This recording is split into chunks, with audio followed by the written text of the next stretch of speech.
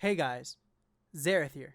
So today I want to talk about Shuzo Oshimi's happiness and why you shouldn't care about it. Letting you guys know, this video may contain spoilers. You have been warned. Shuzo Oshimi's happiness is about a high school kid that turns into a vampire and then kind of just learns to live his life dealing with it. There are four main characters: Nora, Okazaki, Yukiko, and Saku. The story starts out into Okazaki is having a normal day at school. He's being bullied by some of his classmates. After that, he goes home and he finds out through the news that people are being mysteriously murdered and left with no trace of who did it. Okazaki goes out, and girl jumps from a building and bites into his neck. And she says, "Is this how you want to die?" He replies with, "I don't want to die."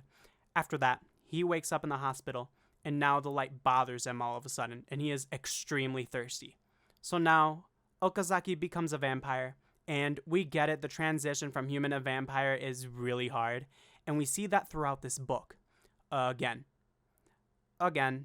and again. He becomes extremely attracted to the scent of blood, and so on and so forth. After that, he kind of almost faints while he is thirsty for blood, and we're introduced to Yukiko. He then tries to attack Yukiko, and then he is kind of okay after that, and then they just become friends. He goes out, and he sees one of his classmates that is dating Yuki, one of his bullies. And we are supposed to care now, because he is being ganged up on. I'm sure there's a message here that I just missed, maybe, possibly, but I still don't get it. Okazaki then attacks Yuki's attackers. After that, Yuki, Okazaki, Yukiko, and Nao just go out bowling. And then fast forward, Okazaki is tricked into thinking that his friend is kidnapped or being held hostage by the attackers that we saw before. Then Okazaki is kidnapped, they beat up Okazaki, and then he goes ballistic. And then we meet Saku. Saku comes to help him, takes out the attackers, and this time for good. But then Saku tries to kill Okazaki. Yuki comes back and saves Okazaki, and then Yuki is attacked. Insert spoiler here. And then Okazaki is at the hospital due to these events, and then Saku pays him a visit. Saku tells Okazaki that he has to hid bodies somewhere, and Yuki could possibly be in one of those places. Saku tries to kill Okazaki. Shortly after this, we are introduced to the girl that bit Okazaki, and she comes to save the day. And then Saku's hit by a train. More vampire issues, now Yuki edition. Later on, we find out her name is Nora. And then Nora wants Yuki to run away with her and just live life on the run. They could live just as long as they shared blood between each other. Then Okazaki's in trouble. Again, with what seems the police or government officials, and Yuki comes back and saves him again.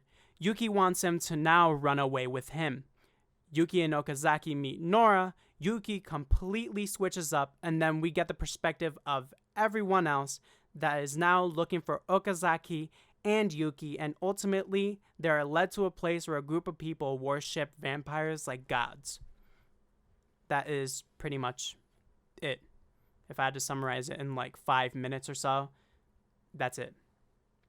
So, here's why you shouldn't care about Shuzo Oshimi's happiness.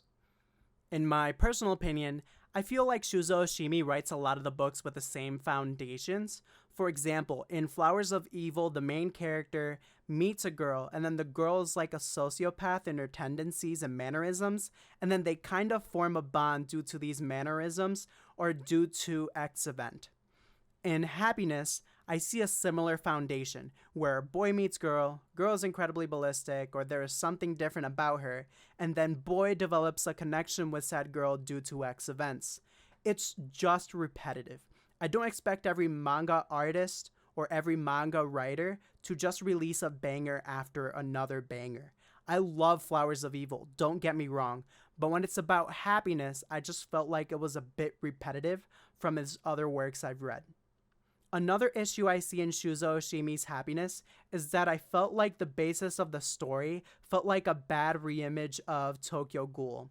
And I know that is something really harsh to say, Like, where in the beginning we have the boy who is trying to live his normal life, and then some woman or girl comes up to him, and then his life is changed forever. That concept in itself isn't bad, just as long as you switch it up a bit. But in this story, it just felt like it was copy pasted into the beginning of the story. Lastly, in this book, I was literally flipping page to page to see if I could get into it, but every other page felt like it was just another expected event after the other. Until after we find out about the cult, where I was starting to get invested in it, about the end of the book, mind you, and then we get to the ending and it just fell flat again. These are my opinions, and this is how I perceive the book, and my personal opinion on why you shouldn't care about Shuzo Oshimi's happiness. If you disagree with me, that's completely fine. Leave it in the comments so I can read them. Please like, please subscribe, and thank you for watching. Zareth out.